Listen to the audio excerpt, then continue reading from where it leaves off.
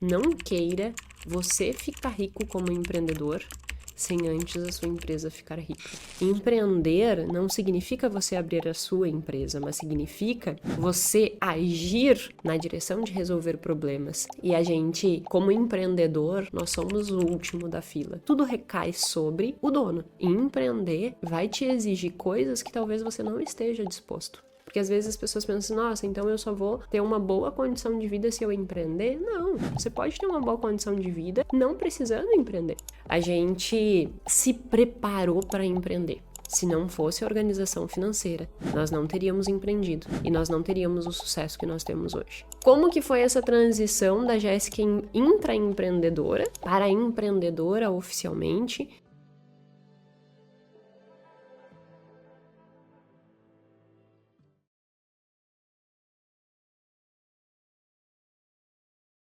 O improvável aconteceu, eu me tornei empreendedora. Porque o improvável, né? E tu já vai entender qual é o raciocínio do episódio de hoje. A minha vida eu construí para ser professora universitária. Então eu entrei na faculdade, eu tinha 17 anos. Já quando eu entrei na faculdade, eu já tinha essa perspectiva de ser professora. Minha mãe é professora, então me estimulava muito esse meio educacional. Eu curtia muito essa ideia de ser professora, assim, eu gosto de ensinar. Eu acho que dá pra ver, né? Faço isso aqui com maior gosto, assim, realmente eu curto fazer, eu curto ensinar, eu curto falar. E aí eu entrei na faculdade com essa perspectiva, né? Eu vou ser uma professora. Quando eu entrei na faculdade com 17 anos, eu já comecei a procurar grupo de pesquisa para que eu pudesse entrar nos grupos de pesquisa e desenvolver, né, os artigos, estudos, pesquisas, porque eu sabia que isso era necessário para fazer mestrado e doutorado. Então, já entendendo qual seria a dinâmica dali para frente, já que eu queria ser professora universitária, eu sabia que eu precisaria cursar mestrado e doutorado até que eu tivesse condições de fazer um concurso com todo o necessário.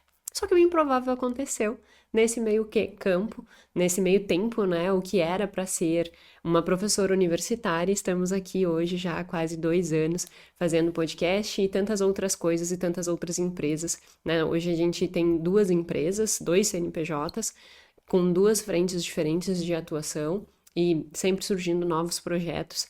Então, hoje eu sou uma empresária e não sou a professora universitária que eu desenhei lá no início. Ou seja, me tornei empreendedora, muito mais do que só empreendedora dentro do meu trabalho, e eu já vou falar sobre isso, né? Intraempreendedorismo. Eu não preciso necessariamente abrir uma empresa para ser empreendedora. Eu posso empreender na empresa dos outros, mas hoje nós somos realmente, eu e o meu esposo, empreendedores. Nós temos as nossas próprias empresas, embora também empreender eu vejo como um conceito mais amplo, não só nesse sentido de abrir empresa.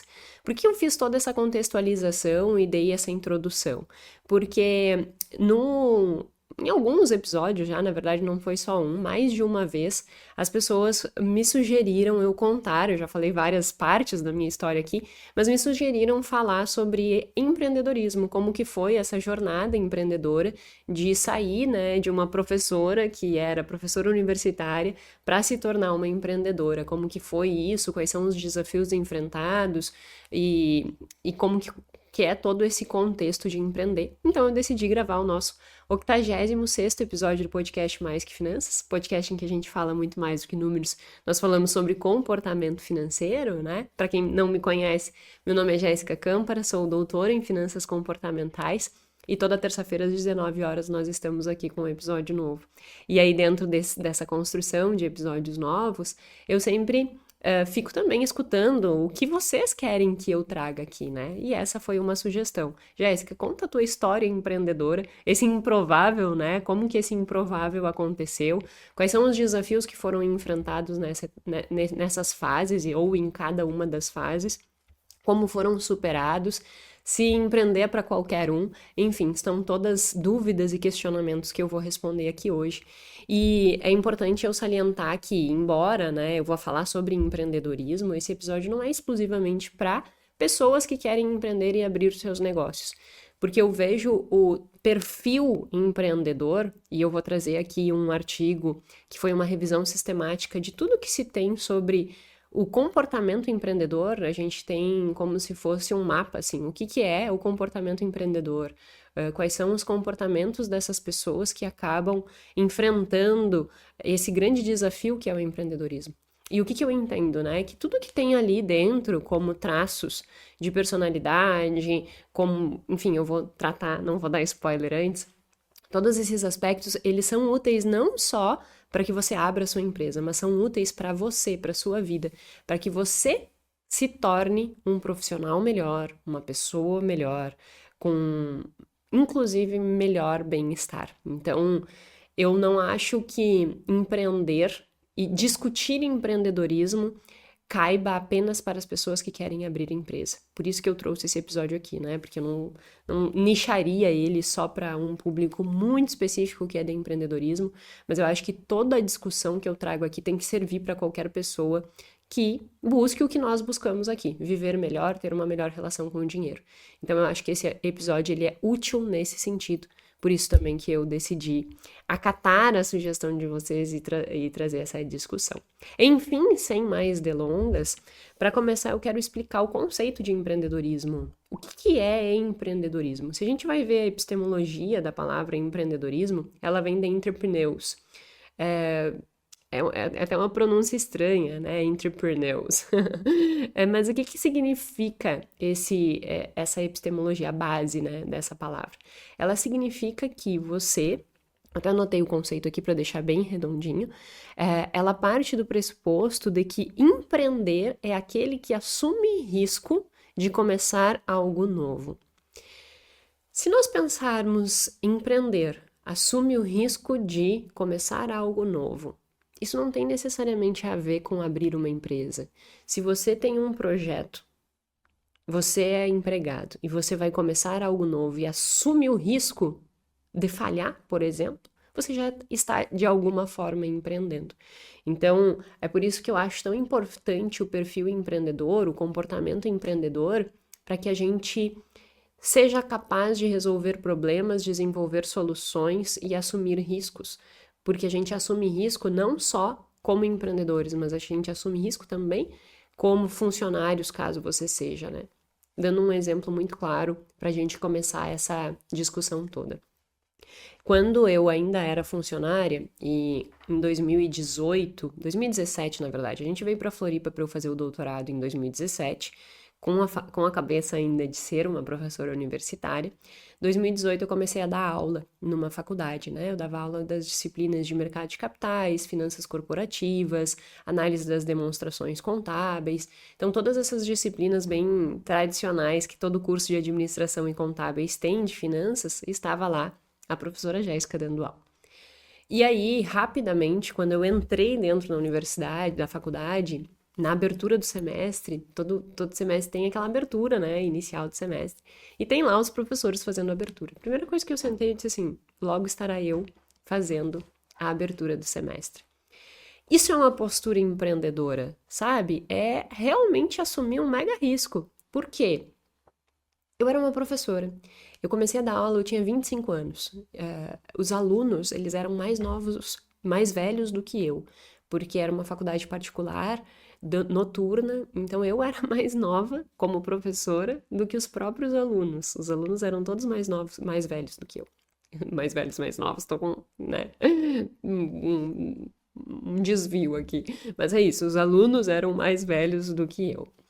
Então, eu entrar como uma novata que nunca tinha dado aula antes, assim, né, só como estágio docência, assumindo isso e ainda querendo, almejando estar lá fazendo a abertura do semestre, o que representaria eu estar assumindo algum nível de coordenação, né, assumindo um cargo de liderança ali.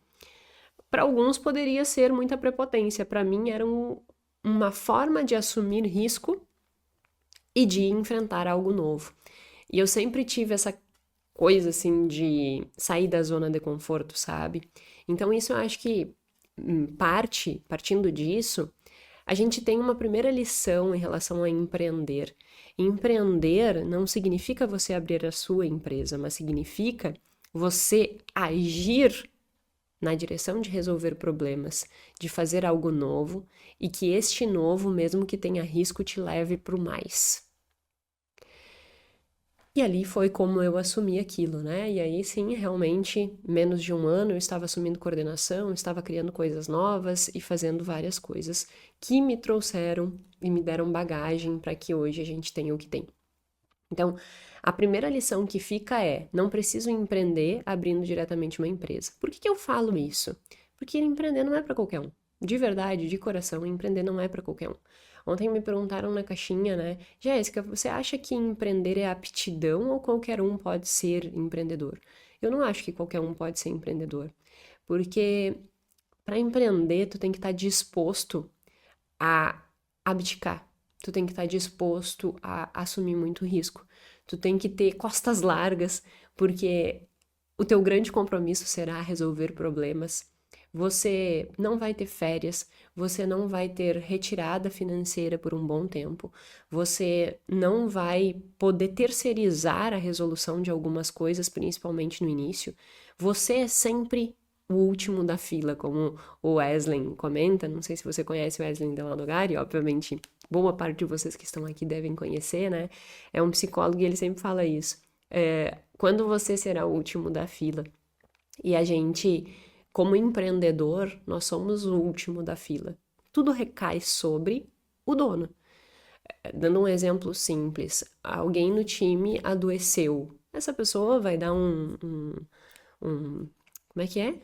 Me fugiu o nome, um atestado, né? Vai dar um atestado, vai para casa e pronto, tá tudo certo. Se você é empreendedor, você não tem atestado, não tem para quem dar o teu atestado, entendeu? Você não tem para quem dizer assim, olha, tô com um problema, assume isso aqui para mim. Não, quem tem que assumir é você, independente de como você esteja. Você vai ter que assumir isso, seja lá como for. Então, eu não acho que é para todo mundo, porque realmente exige um nível de entrega, exige um nível de abdicação, um nível de esforço que, para boa parte das pessoas, não será sustentável, inclusive emocionalmente. Então, tu tem que estar preparado para essas coisas e talvez você entenda que não é para você.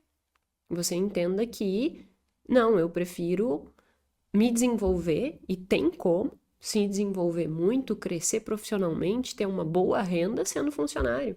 Tá tudo bem.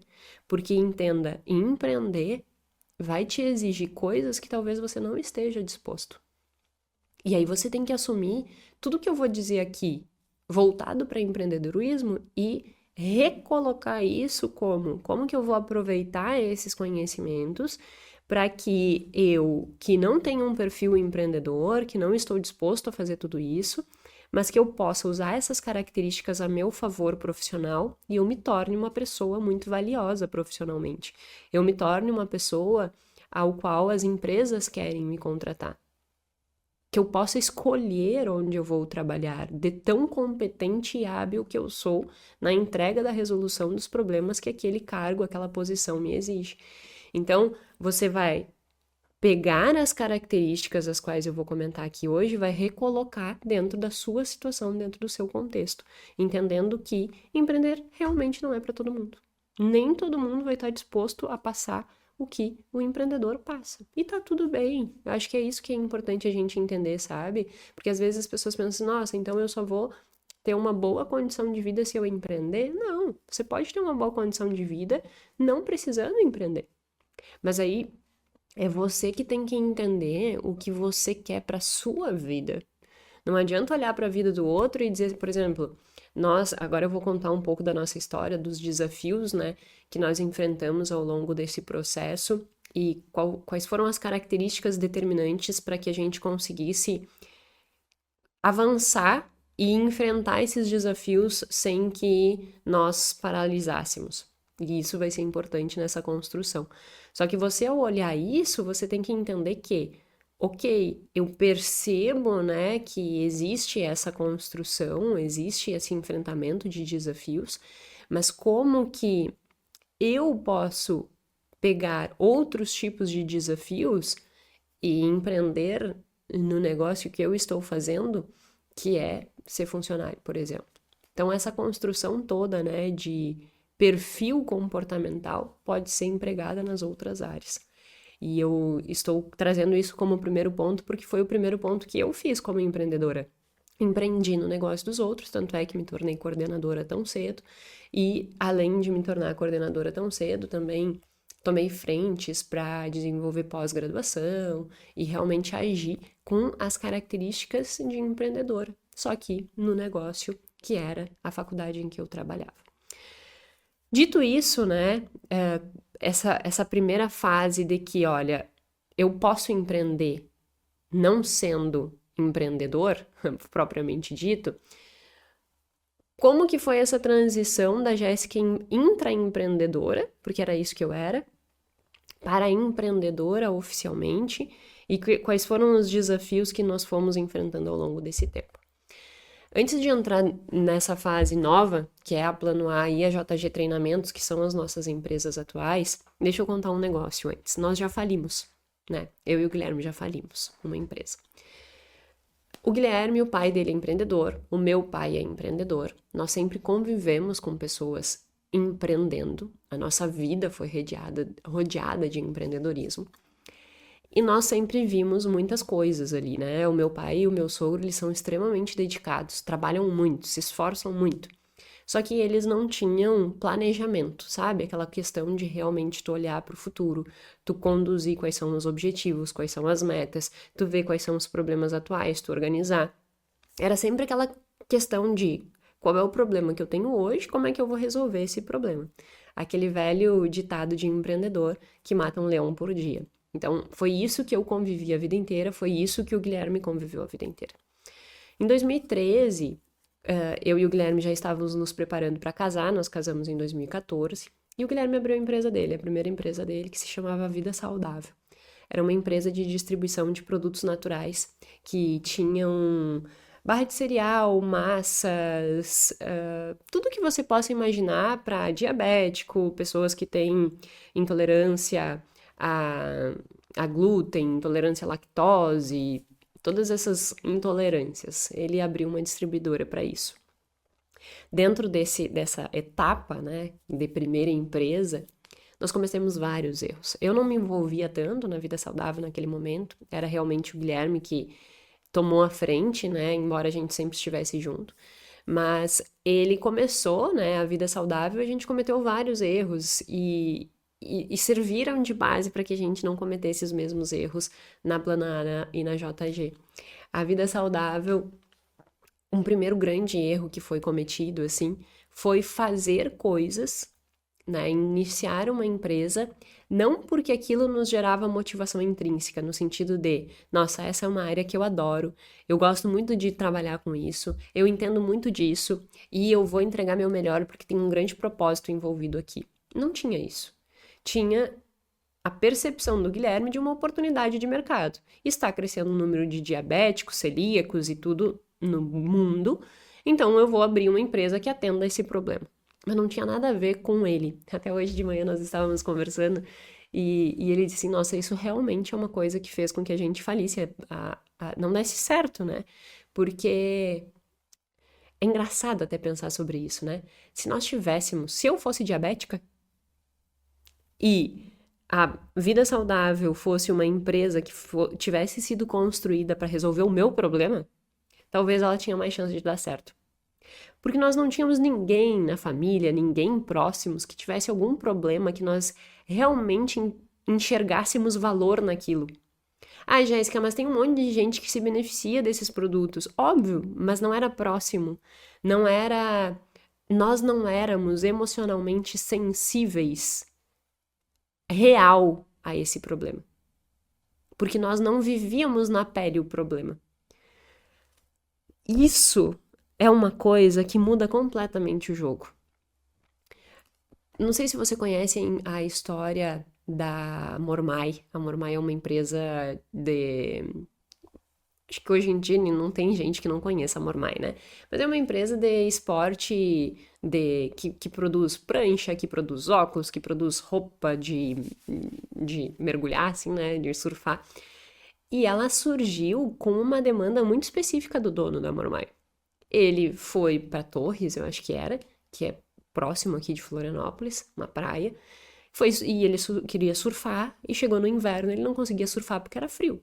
Aí ele começou a desenvolver roupa de neoprene, que é aquele tecido grosso, né, que firma bem na pele, para que ele conseguisse surfar no inverno. Então ele achou uma solução que atendesse a um problema dele. Então ele era muito sensível ao uso daquilo. Ele realmente acreditava naquilo. Por quê? Porque aquilo ali fazia sentido para ele. Porque resolvia o problema dele. E no nosso caso, a gente não tinha isso. Esse senso de, nossa, que incrível, isso aqui resolve um problema sério, sabe? E tinha esse distanciamento. Ah, Jéssica, mas isso é pouca empatia. A gente tem que entender que nós desenvolvemos nossa empatia quando nós estamos emocionalmente envolvidos de alguma forma com aquela situação, sabe?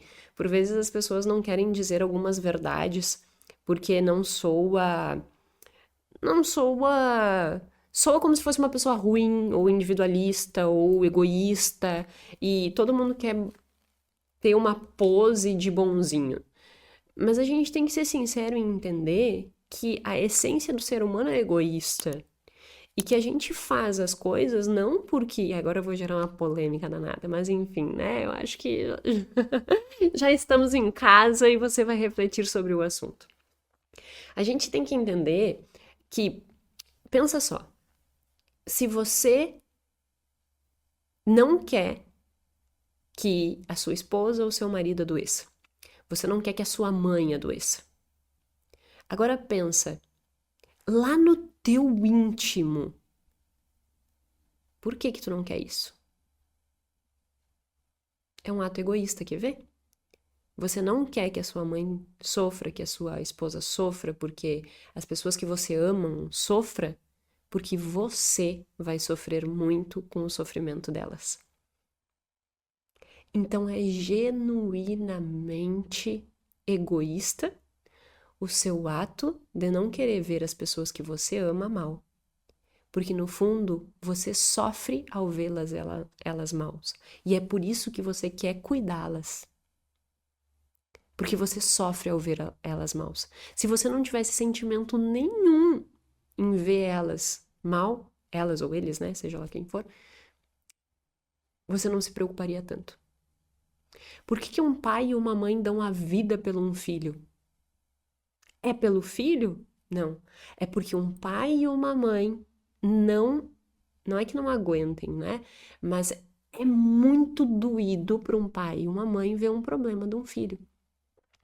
Mas não é o filho em si, é porque o pai e a mãe amam tanto este filho que ver este filho sofrer dói muito. E eles querem evitar esta dor neles, então eles fazem o possível para que esse filho esteja bem. Eu sei que isso é super polêmico, porque exatamente isso, assim, as pessoas elas querem é pelos outros, no fundo nós fazemos por nós. E quando a gente assume isso, a gente nos torna melhor para os outros também. Quando eu assumo que eu gravo esse episódio porque eu amo estudar, eu amo compartilhar conhecimento, eu estou te beneficiando com uma coisa que me faz bem. Mas a essência disso aqui é porque isso aqui me faz bem. E quando a gente vai empreender, faz muita diferença isso. E isso fez muita diferença no que nós temos hoje de negócios. Porque hoje a Plano A, se você perguntar para o Guilherme qual é o propósito da Plano A, ele vai olhar e dizer assim: eu quero ajudar empreendedores a terem sucesso.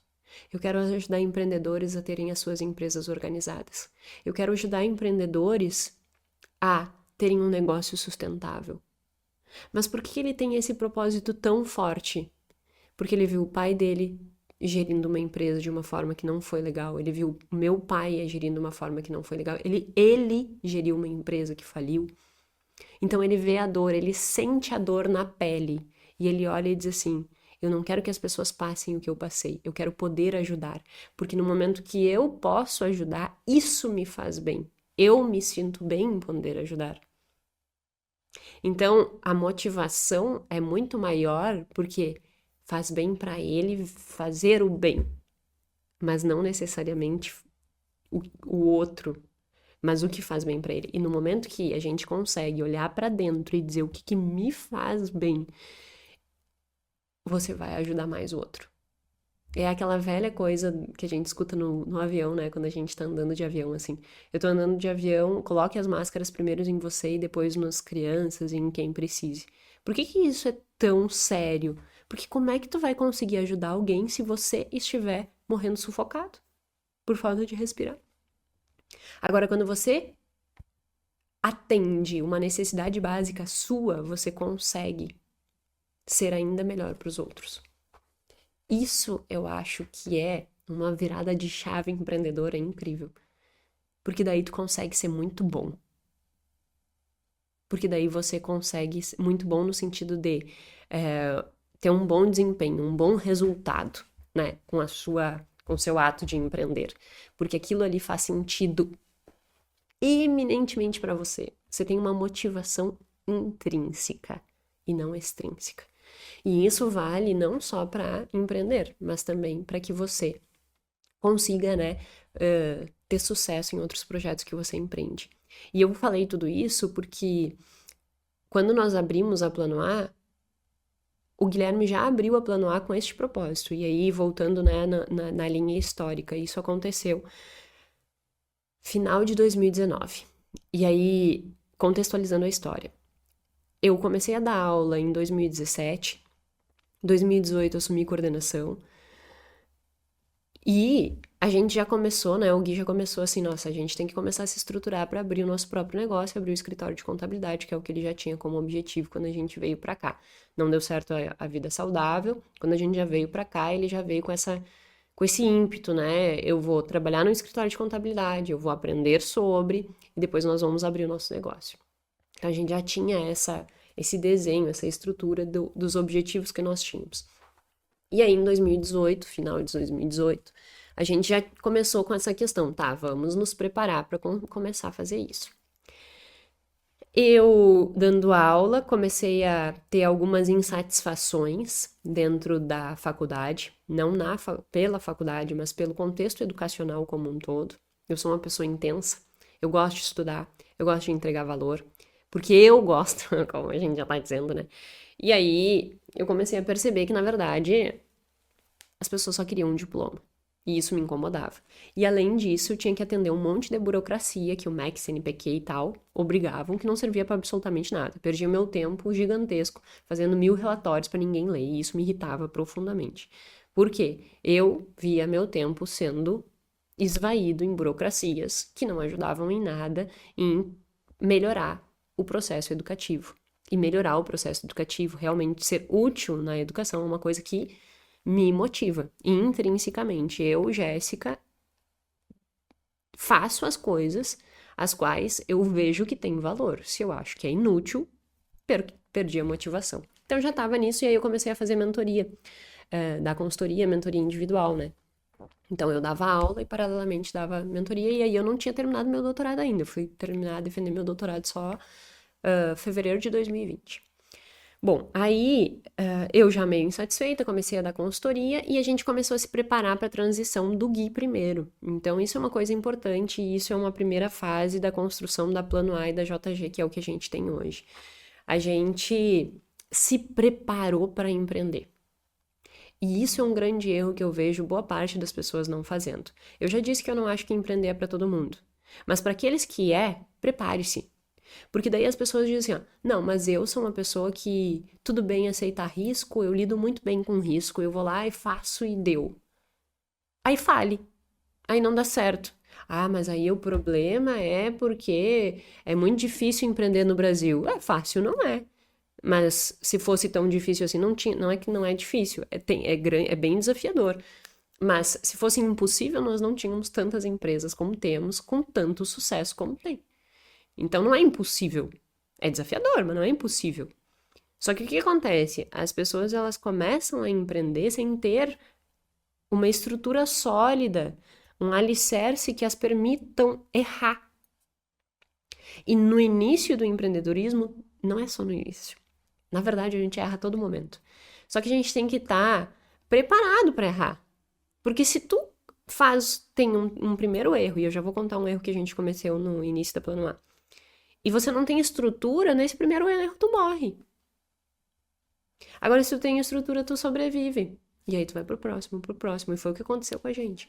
Então, assim, a gente se preparou para empreender. Qual foi o nosso preparo para empreender?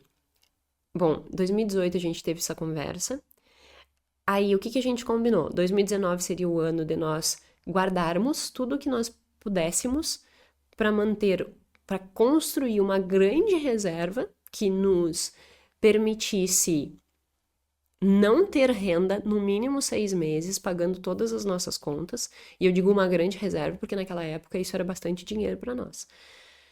Né, ter 6 meses guardado de tudo que para que a gente pudesse começar. Então a gente deixou 2019 organizado para isso. Guardamos. E aí já entra um ponto importante no processo do empreendedorismo. Você vai ter que abdicar de muitas coisas. Eu já disse isso antes. Mas aí agora eu tô dizendo na abdicação do ponto de vista financeiro. 2019 foi um ano que a gente não fazia churrasco fim de semana. Hoje em dia, quando a gente vai no açougue, compra tudo que tem de carne lá, tudo não, né? Mas compra carne pro mês, tranquilos, faz todo o churrasco todo domingo.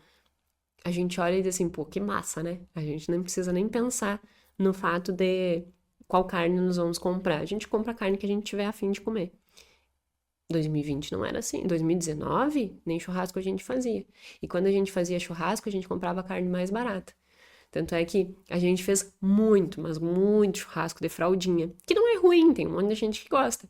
Mas enfim, não é uma carne, não é um entrecô que nem a gente faz churrasco hoje. É uma carne mais barata. E quando nós fazíamos era com essa carne, porque era o que dava. E nós não sofríamos com isso. Por que que a gente não sofria? Porque eu não estava vendo aquilo ali como eu estou perdendo de comer um churrasco. Eu pensava, eu estou ganhando a oportunidade de empreender, de abrir o nosso negócio, de fazer aquilo que nos motiva. Então esse olhar é muito importante, sabe? Ah, mas eu vou ter que abrir mão. Sim, mas é uma escolha. É uma escolha. Se você tiver certo de que essa escolha vai te direcionar para onde você quer, você vai fazer essa escolha sem dor, que foi o que a gente fez. Então, em 2019, a gente, na verdade, desde que a gente veio para Floripa, né, a gente viveu bem enxurragado, assim, desde 2016. Então, 2016, 2017, 2018, a gente viveu bem enxugado. Eu comecei a trabalhar em 2017, aí deu uma sobrinha, a gente conseguia comer chocolate, não mais goiabada. E aí, 2019, a gente enxuga de novo, assim, com uma força maior, para que a gente conseguisse guardar esse dinheiro para que o Gui pedisse primeiro demissão. Então, a gente conseguiu, 2019, guardar esse dinheiro. O Gui pediu demissão final de 2019, ele saiu 1º de novembro, foi quando ele saiu oficialmente. E aí, a gente começou a Plano A, novembro de 2019. Focada em restaurantes, esse era o primeiro objetivo.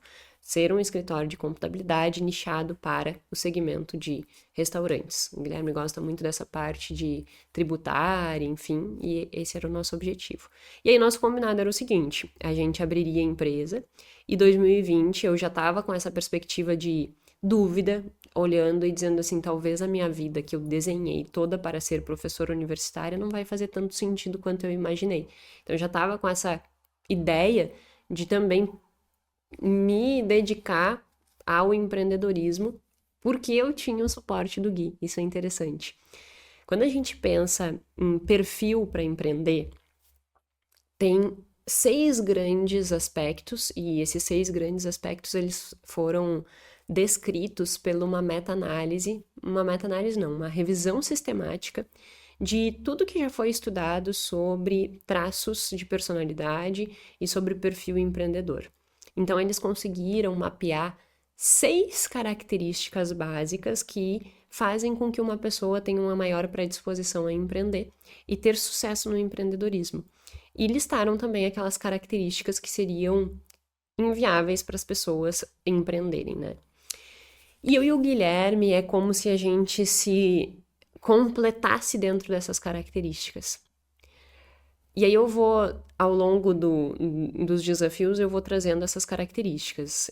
E aí, contrapondo com o momento que nós vivemos, naquele momento, a característica que foi necessária para que a gente conseguisse superar aquele desafio. E no início, uma das coisas que é demonstrada como uma característica empreendedora é justamente os traços de personalidade, que foram determinantes nesse início. Por quê? Você já deve ter me escutado falar aqui, ou mesmo ter feito, né, o testezinho de traços de personalidade, que é o Big Five, que é o teste que mostra que nós temos 5 grandes características, né? E que nós somos uma composição dessas características que descrevem, então, a nossa personalidade. E o Big Five é o teste mais validado cientificamente disso. Então, só fazendo um resumo rápido, né? É extroversão, uma pessoa que é comunicativa, que gosta de estar com muitas pessoas, que tem um pensamento muito positivo. Abertura a novas experiências é aquela pessoa que ela gosta de viver o novo, de conhecer, é uma pessoa extremamente curiosa, na abertura a novas experiências. Conscienciosidade, aquela pessoa metódica, organizada, disciplinada. Afabilidade ou amabilidade, aquela pessoa que ela está muito mais preocupada com o outro do que consigo mesma, porque olhar para o outro faz bem para ela. Lembra que eu falei sobre o fato de nós sermos eminentemente egoístas?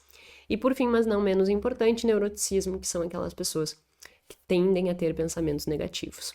E olha que interessante, eu e o Gui, a gente faz uma composição perfeita para ser um bom empreendedor com os traços de personalidade. Eu tenho predominantemente as características de conscienciosidade e neuroticismo. Conscienciosidade é organização, disciplina. Neuroticismo, pensamento negativo. O pensamento negativo é uma característica não empreendedora. Por quê? Porque ele faz com que essas pessoas tenham muito pensamento negativo, então sejam pessimistas. E para te empreender, tu tem que ser eminentemente otimista, porque só tu acredita no teu projeto.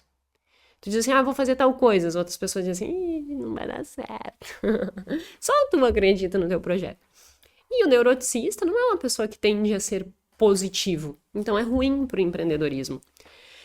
Só que o consciencioso é organizado. E aí essa minha característica de organização beneficia o ato de empreender. Em contrapartida, o Gui é extremamente extrovertido. O que é essa característica positiva do ponto de vista de empreender? Pensamento positivo. Ele é otimista, ele acredita nas coisas, ele olha para frente, ele é dinâmico. Então, junta essa característica dele, otimista, com a minha característica organizada, somando os nossos perfis, nós vamos construir e somos bons empreendedores. Eu sozinha não empreenderia. Por quê? Porque eu não tenho uma característica, e aí outra característica necessária para empreender, é tu ter esta probabilidade de assumir risco, né? Essa predisposição a assumir risco. Eu assumiria riscos no negócio dos outros, como eu já empreendi no negócio dos outros que eu contei, né? Só que eu não empreenderia, eu sozinha, se não fosse o Guilherme, eu não assumiria o risco de empreender. Porque é muito forte em mim esse medo de dar errado, esse pensamento negativo. Então eu acabaria conduzindo a minha vida para a segurança, para o conservadorismo. Como eu tenho o apoio do Guilherme, a gente faz esse contrabalanço. Eu organizo e ele arrisca.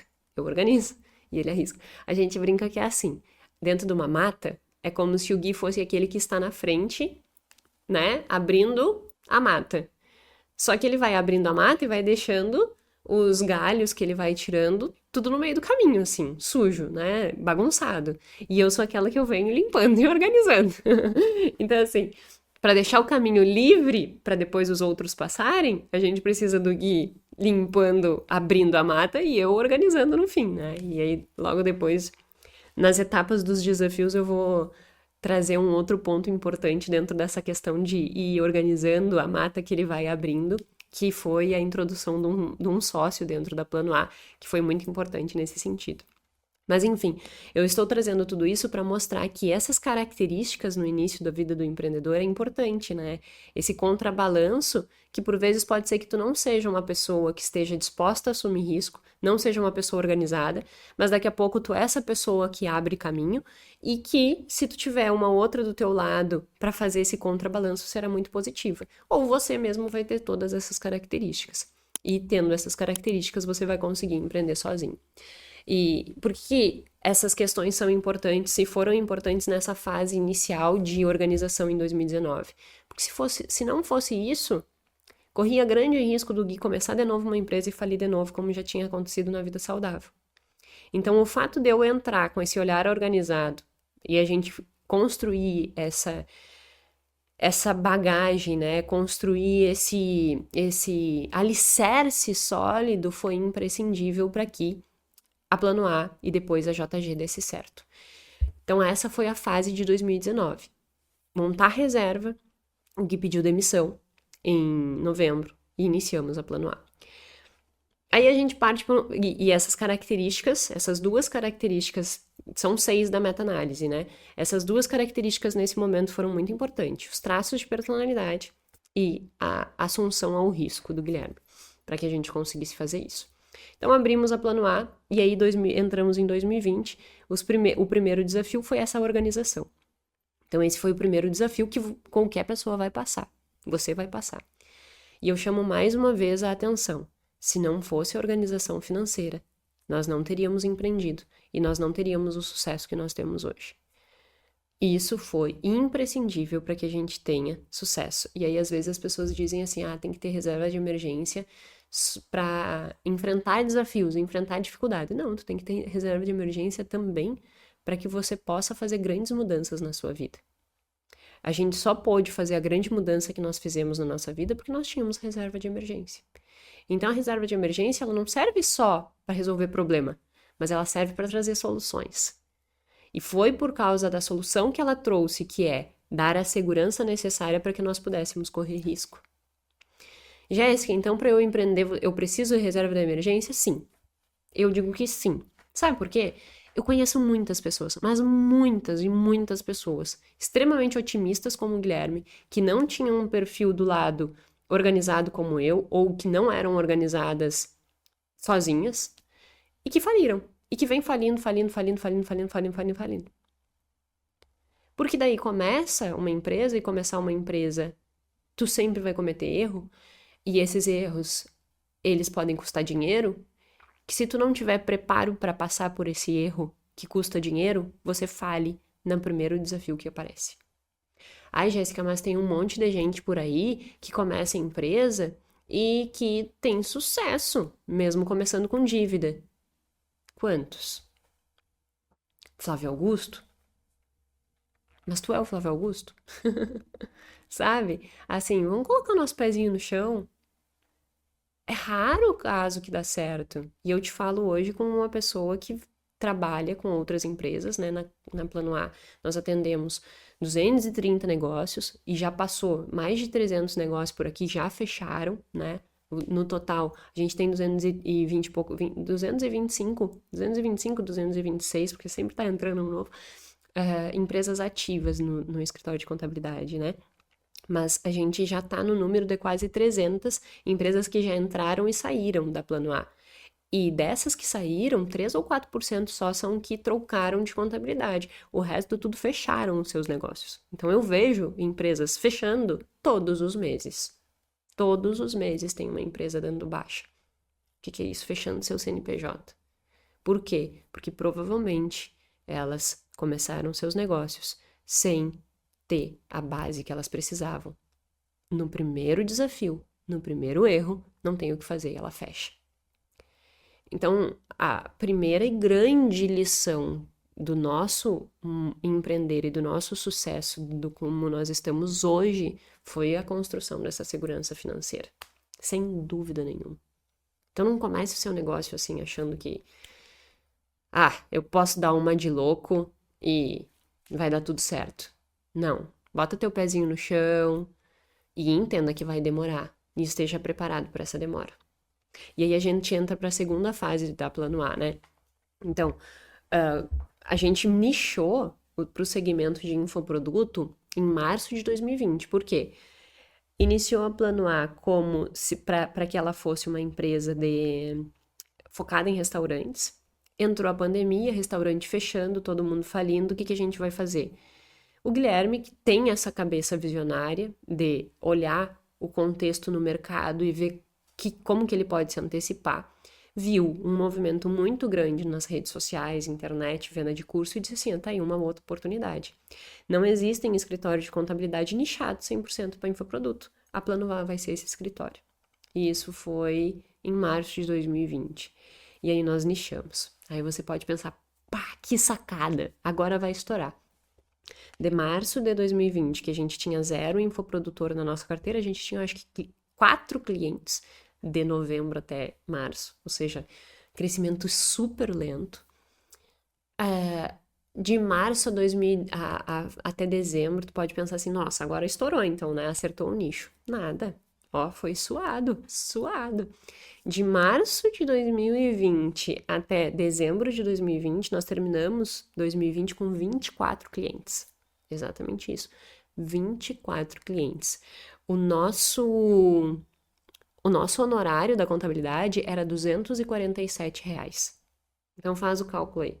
247 vezes 24. Quanto que dá? Não passa, não dá um pouquinho mais de 10 mil. É, né? Sou péssima de cálculo de cabeça. Mas assim, dá muito pouco. Muito pouco. Nem dá 10 mil. Agora eu vou até fazer o cálculo para dizer exatamente quanto que dá. Quanto que dava os honorários? 247 vezes 24. Nossa, não dá 10 mil? Claro que não, né? Dá 5.928. Sabe quando tu tá falando e aí eu tava pensando na construção do raciocínio e eu não tava ligando os números, porque eu sempre faço assim pra fazer cálculo de cabeça, um paralelo completamente à parte, né? Por exemplo, eu pegaria o 200, multiplicaria por 10 e aí depois dobra e depois bota o 50. Umas loucuras assim, mas tipo, pra fazer a divisão e conseguir fazer cálculo de cabeça, eu vou fazendo essas coisas. E eu não fiz isso, só chutei um número. Mas daria 6 mil, mais ou menos, 5.928. Isso era mais ou menos o nosso faturamento no final de 2020. Aí tem que pagar imposto, tem que pagar o sistema, que na época a gente, obviamente, já tinha que ter um sistema. Tinha que pagar, daí a gente pagava, o Guilherme, a única coisa que recebia era o Prolabore, R$ 1.000, que é obrigatório, né, saque de Prolabore, INSS, e sobrava ali, sei lá, miséria para a empresa, né? Ou seja, nós não tirávamos dinheiro disso. 2020 inteiro, assim. Então, assim, o segundo desafio depois do dinheiro, que é tu começar a empreender tendo uma sustentabilidade que se der algum problema, tu consegue absorver, o segundo problema é conseguir fechar cliente. E aí, nesse problema de fechar cliente, até antes de nichar para infoproduto, nós perdemos R$ 12.000. Que isso foi um outro erro que a gente cometeu. A gente contratou uma empresa, a Exact Sales, que era uma empresa de pré-venda, em que eles faziam a captação de leads, que são possíveis clientes, faziam um pré-contato e agendavam uma reunião para o Guilherme fazer o fechamento. Nós investimos 12 mil nisso. Não veio nenhum cliente. Veio um que nunca pagou honorário. E aí a gente acabou, né, botando 12 mil fora. E a gente só sobreviveu a esse primeiro baque porque nós não precisávamos daquele dinheiro. Então, desses 5.900 aqui, a gente investiu nisso e perdeu. Então, chegou no final de 2020, a gente não tinha... a gente iniciou a empresa, só para contextualizar isso, a gente colocou 15 mil para começar a planear, né? E a gente, então, tinha reserva de segurança que nos mantinha na pessoa física 6 meses.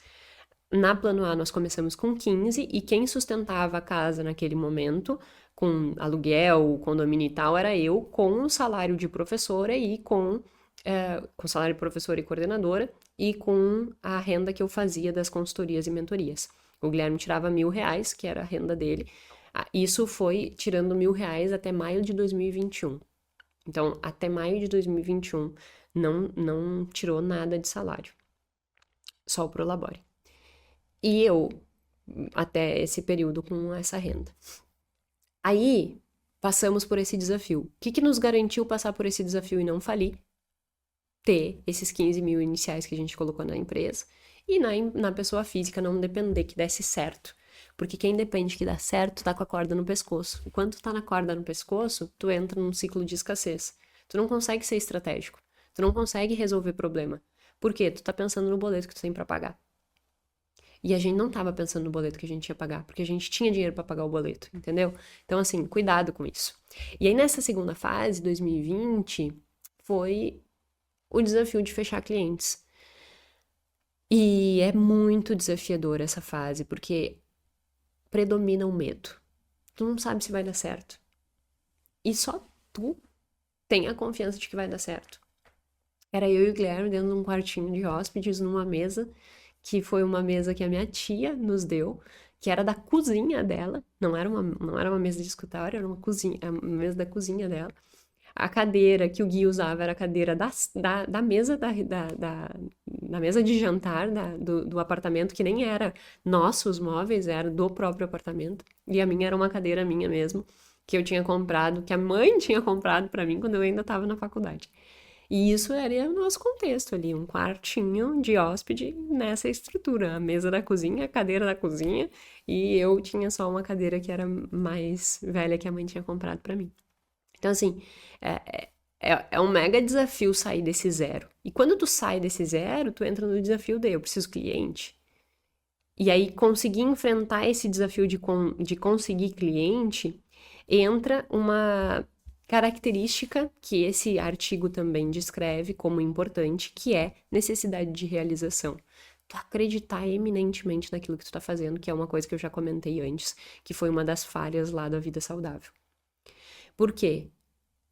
É acreditar, é ter aquele senso de eu vou fazer isso dar certo, eu acredito nisso, e eu tenho motivação para isso. E essa é uma característica que eu e o Guilherme tínhamos, embora ele mais otimista, mas a gente realmente vê valor no que a gente tem de projeto, sabe? E isso faz com que a gente se mantenha resiliente. Além disso, autoeficácia, que é uma outra característica. Então, assim, a gente já falou do traço de personalidade, de assumir risco, agora eu tô introduzindo mais duas. É essa necessidade de realização, então a gente via importância naquilo que a gente estava fazendo, essa motivação intrínseca, e agora o outro conceito, percepção de autoeficácia. Nós acreditávamos e acreditamos, né, que nós tínhamos capacidade de fazer com que desse certo. Porque a autoeficácia é isso, é a percepção que você tem da sua capacidade de resolver aquele problema. E a gente sempre olhou e disse, a gente tem capacidade. A gente pode não ter todas as habilidades possíveis, mas a gente tem capacidade de adquiri-las. Então, segue firme, que vai dar certo. Então, essa percepção de autoeficácia foi bem importante nessa fase. Porque essa fase é doída, gente. Gente, parece que eu tô falando pra um monte de gente, né? Você está me escutando. Essa fase é doída. Porque dá um medo de falhar, sabe? Dá um medo de não dar certo, dá um medo de olhar e dizer assim, puxa, ai meu Deus, o que eu tô fazendo da minha vida? E aí, assim, entra muitas dúvidas, muitas dúvidas, muitas dúvidas, muitas dúvidas. E a gente foi super resiliente, porque a gente tinha essas duas características. A gente tinha um motivo de verdade, essa necessidade de realização, assim, essa motivação individual de que isso aqui faz sentido para nossas vidas. E a gente acreditava que era capaz de fazer dar certo. E aí a gente fez. Então, esse foi 2020 e o desafio de 2020. E outro desafio de 2020 foi a pandemia e o fato de que eu também já tinha percebido que tudo aquilo que eu tinha construído para mim não seria o real, não seria o que me realizaria, né? Essa coisa da necessidade de realização eu sempre tive muito forte, de fazer aquilo que eu acredito. E aí eu já estava me preparando também para pedir demissão. Então a gente passou 2020 nessa luta de conseguir clientes e também construindo um alicerce ainda mais sólido financeiramente para que eu pudesse pedir demissão. E aí eu pedi demissão. Final de 2020, dezembro de 2020, eu pedi demissão. E eu saí efetivamente da faculdade em fevereiro de 2021. Eu pedi demissão. E nessa fase, eu comecei a colocar, ainda em 2020, colocar conteúdo na internet. E colocar conteúdo na internet tentando me adequar ao que os outros esperavam. O que tem que fazer de conteúdo na internet? Tem que fazer, eles chamam que é conteúdo topo de funil. Tu tem que fazer conteúdos que as pessoas completamente leigas consigam entender. E aí eles dizem, faça conteúdo para idiota. E aí eu tentava fazer conteúdo pra idiota. Só que eu me achava a mais idiota de todas, né? Porque aquilo ali sério, me corroía por dentro, assim, ai meu Deus, que coisa insuportável. E isso foi um erro que eu cometi no início. Eu quis me adequar ao que os outros achavam que seria o certo. E eu me frustrei fortemente. Eu me frustrei, até que em 2020, eu já volto para Plano A, tá? Só para contar essa história que é a outra empresa que nós temos hoje, que é a JG. Até 2022 eu me frustrei tentando me adequar ao que os outros diziam, até que em setembro, em julho, na verdade, eu disse chega, acabou. Acabou. Não tá dando certo por esse caminho, né? Eu compartilhando conteúdo de finanças de uma forma idiota. O que é um CDB, o que é um LCI, isso eu coloco no Google, ele responde, tem um monte de gente falando sobre isso. Não é a minha expertise básica. Eu vou falar sobre comportamento, eu vou falar sobre tudo aquilo que eu estudei a vida inteira. Isso foi julho de 2020. A minha insatisfação chegou num nível que eu disse, isso aqui não faz sentido pra mim. E eu cometi o erro de fazer ali naquela fase coisas que não faziam sentido pra mim, até que em julho eu me rebelei e disse, eu vou fazer o que faz sentido pra mim. Setembro de 2022 nasce o podcast Mais Que Finanças. Sendo exatamente o que eu sou e fazendo o que me satisfaz. Estudar, compartilhar conteúdo de valor e gerar resultado. Isso me satisfaz. Por isso que eu faço isso com tanta consistência. Porque eu amo estudar. Me faz o bem, me dá... Assim, a gente brinca que quando eu fui na Ana Beatriz, ela até falou, sabe? Que orgasmo intelectual. Eu fico eufórica com uma descoberta nova e tal. Isso me motiva. Isso foi lá em 2022. Mas aí, só para chegar no 2022, né? Então, aconteceu essa mudança até final de 2020, nós 24 clientes. 2021 foi um ano extremamente difícil, porque eu saí em fevereiro, tinha tudo para ser organizado na Plano A, e eu estava extremamente frustrada com o conteúdo que eu estava publicando que não estava dando certo. Aí na Plano A em 2021, o grande desafio foi começar daí crescer, aí a gente começou a crescer, e aí eu acho que foi em março ou abril de 2021, o Gui fechou 16 clientes. Que o Gui sempre teve à frente desse fechamento de cliente, como extrovertido que é, e eu sempre no braço de organização, né? Estratégico, processo, essas coisas. 2021, abril ali, a gente fechou 16 clientes, o Gui fechou 16 clientes. E a gente quase não estava dando conta de receber essas pessoas. E aí a gente começou a olhar e dizer assim, a gente precisa começar a ter uma estrutura empresarial. Até então seguia sendo só eu e o Gui. E aí, maio de 2021, a gente abre a primeira sede da Plano A para começar a contratar. A gente foi pro Square, que é um escritório aqui, um prédio, né, aqui em Floripa, abre o escritório, né, físico, para começar a contratação, porque até então era o Guilherme sozinho e não estava mais dando conta.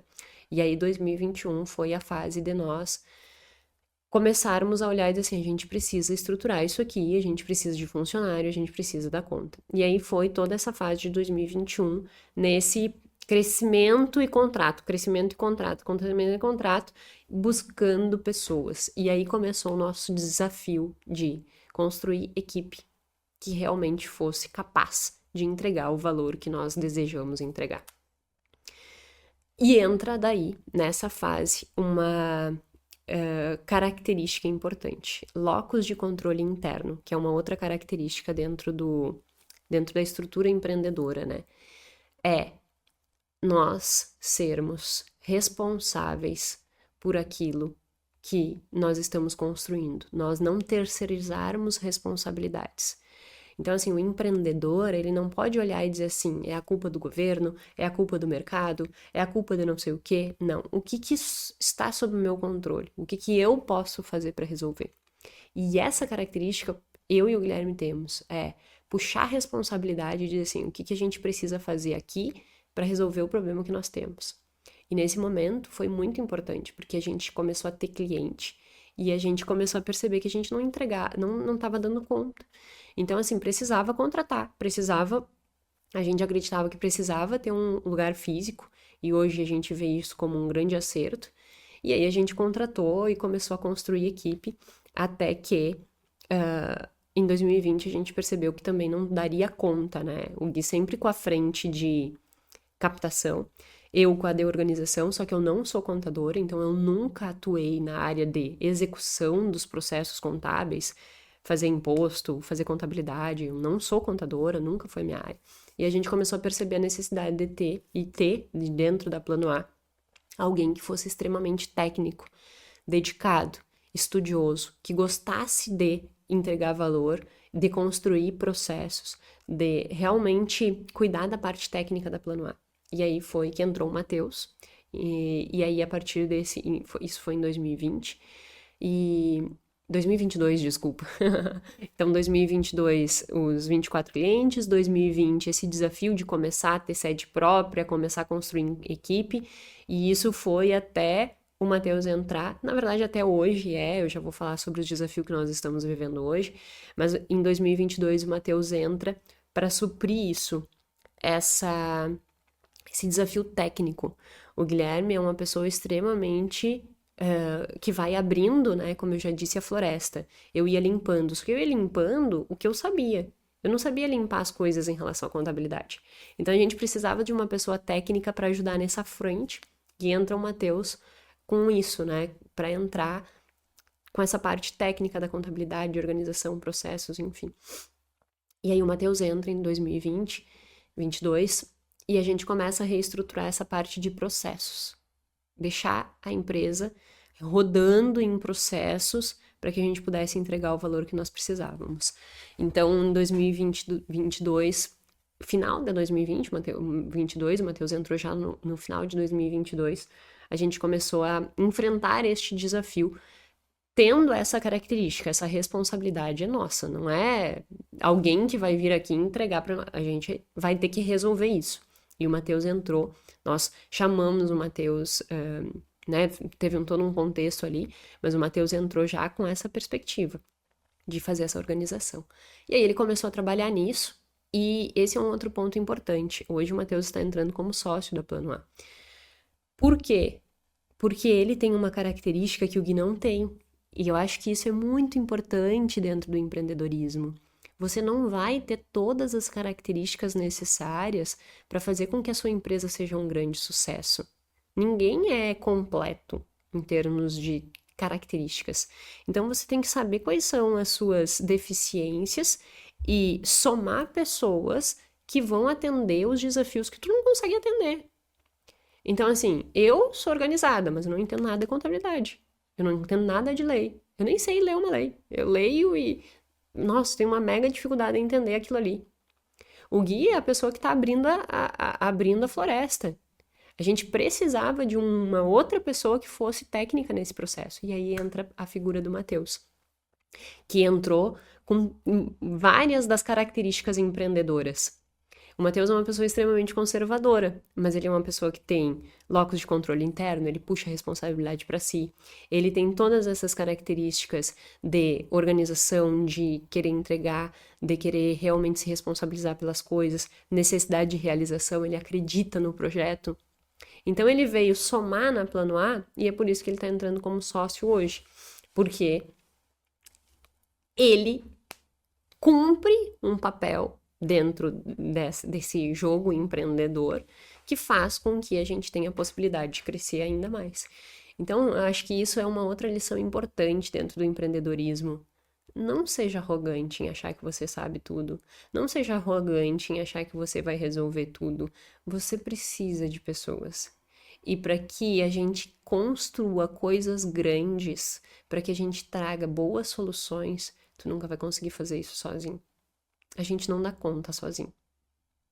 Não seja arrogante, não seja egoísta nesse ponto. E aí, olha mais uma vez em relação a egoísmo e altruísmo, né?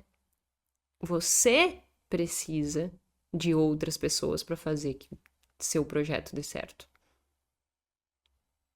E isso vai te satisfazer, porque o teu projeto vai dar mais certo. Não, não contrarie essa verdade, porque isso é real. você vai precisar de pessoas. E aí o Matheus entra, né, já quase no fim ali de 2022, para somar nesse processo. E a gente enfrenta esses desafios de começar a construir um escritório mais robusto. 2023 a gente trabalhou muito em processos, sistema, construção de alicerces. E 2024, que é o ano que nós estamos, a gente mudou de sede, crescemos mais. E hoje o nosso desafio, né, o momento que nós estamos hoje, é deconstruir líderes, porque agora a gente tem a equipe, digamos, eu, Gui e o Matheus, a equipe de CEO, COO e CFO bem estruturada, né? Ou seja, o Guilherme de CEO, eu cuidando do financeiro, o Matheus cuidando da operação, então isso está bem alicerçado. E agora a gente precisa na nossa equipe que hajam bons líderes. Esse é o desafio do momento. E eu acho que esse é um grande desafio de empreender, sabe? A gente precisar encontrar pessoas que realmente sejam comprometidas. E você pode ser essa pessoa que não vai empreender, mas você pode ser essa pessoa que seja o líder de uma empresa que você acha massa. Só que para isso você precisa ter todas essas características que eu comentei aqui para você ser um bom profissional. Porque empreendedor é um bom profissional. Você tem que ser um empreendedor dentro da empresa que você trabalha. Nós hoje estamos precisando desse líder. A gente está com 4 vagas abertas. Todas elas com esse olhar estratégico para que a gente construa pilares dentro da empresa, para que a gente entregue ainda mais excelência. Então, a gente está nessa fase hoje da empresa. Você pode olhar para a empresa que você trabalha e pense, eles precisam de pessoas assim. E talvez eu não esteja sendo. Talvez eu não esteja tendo uma característica importante do empreendedor, que é locus de controle interno. Puxar a responsabilidade, resolver problemas. E aí uma última característica que esse artigo traz é a inovação. Nós não podemos parar. Nunca. Nunca. Nós não podemos parar. Sempre vai ter algo novo a ser desenvolvido. Empreendedor que para no tempo, morre a empresa. É só a gente olhar a Kodak, que tinha aquela coisa de fotografia, né? A empresa faliu. Olha a Nokia. Se você tem mais ou menos a minha idade, você conheceu os telefones da Nokia. Hoje a gente usa iPhone. Na época a gente usava Nokia. A Nokia sumiu. Empresa sem inovação morre. E isso é uma outra característica que esse artigo também traz, assim, precisa ter inovação. Portanto, a nossa história, né, empreendedora, ela foi se ajustando com todas essas necessidades empreendedoras. E isso foi imprescindível para que a gente pudesse alcançar o sucesso que a gente tem. E conseguisse galgar o que a gente tem.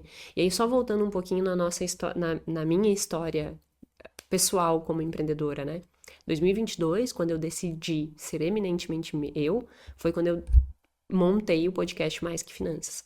E aí a gente abre outra empresa que se chama JG Treinamentos. Então hoje nós temos a Plano A Contabilidade, que é uma empresa especializada na entrega de serviços para infoprodutos, né, para pessoas que vendem cursos online, e paralelamente nós temos a JG Treinamento, que é a nossa empresa de treinamentos, a parte, né, que tem o meu podcast, as minhas palestras, treinamentos que volta e meia o Guilherme dá para contadores, tem toda essa parte de mentorias que eu dou, vão surgir cursos, né?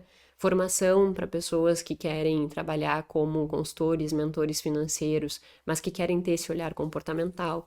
Então, para 2025, já tem o projeto de uma formação para profissionais.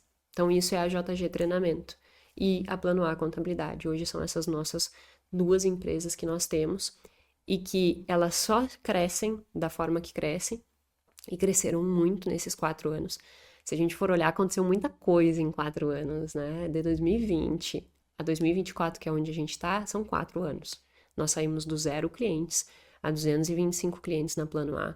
É uma estrutura com 250 metros quadrados, com cada vez mais número de funcionários, com sócio integrando a equipe, com grandes players como os clientes, e a JG Treinamentos, que é a minha empresa, com palestras, com mentoria, com um podcast que está crescendo um monte. Então, Nós realmente saímos do zero para estar onde nós estamos.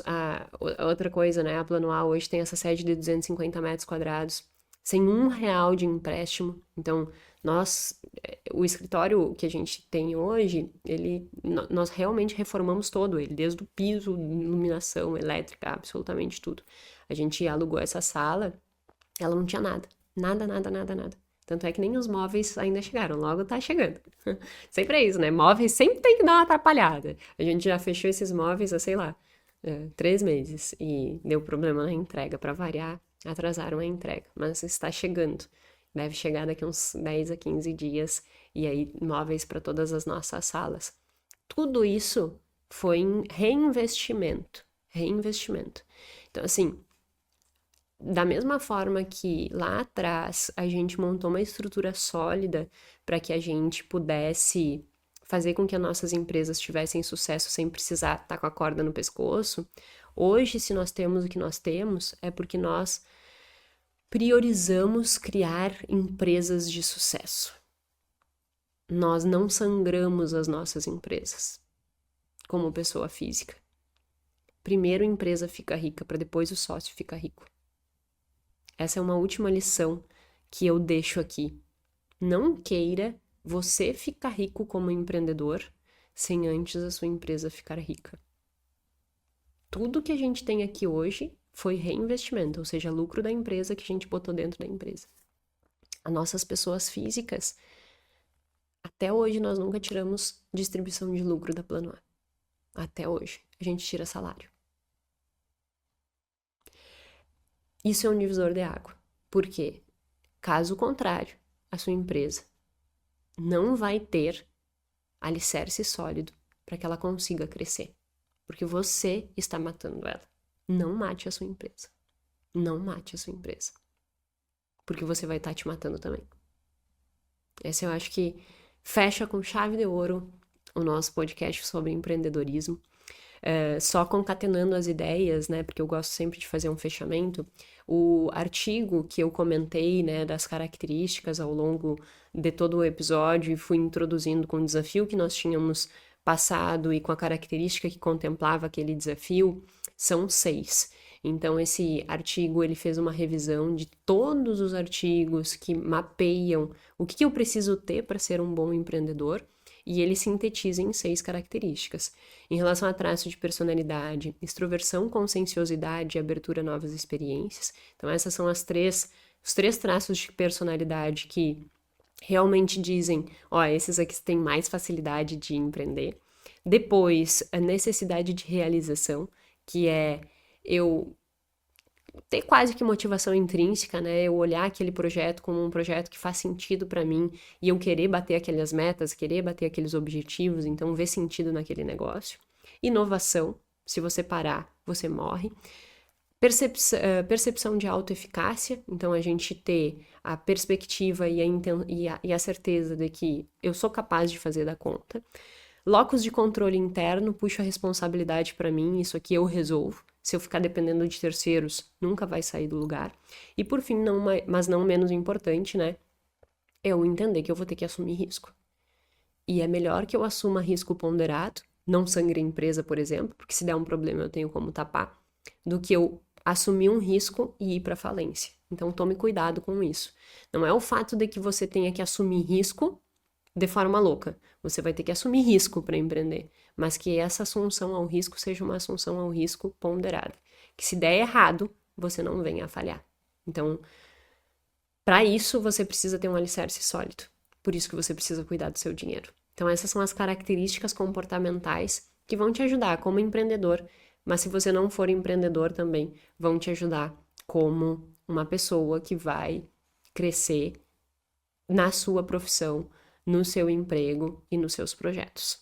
Enfim, espero que tenha gerado aí boas reflexões, que você tenha aprendido com os desafios que nós enfrentamos e que tenha sido um episódio útil. Mais uma vez eu peço para que você comente aí sobre se acha que faz sentido esse tipo de episódio para que a gente consiga ir deslocando assim os episódios e atendendo cada vez as suas necessidades. Outra coisa legal que eu quero te pedir é que o Guilherme estava olhando os indicadores, e o Guilherme sempre é à frente tecnológica da relação empreendedora, e ele disse assim, amor, 50% das pessoas que te assistem não são inscritas no canal. Então eu te convido a te inscrever no canal caso você ainda não seja inscrito, que sem dúvida nenhuma vai ajudar também a fazer com que a gente cada vez mais atinja mais pessoas. Enfim, o meu muito obrigada e até semana que vem.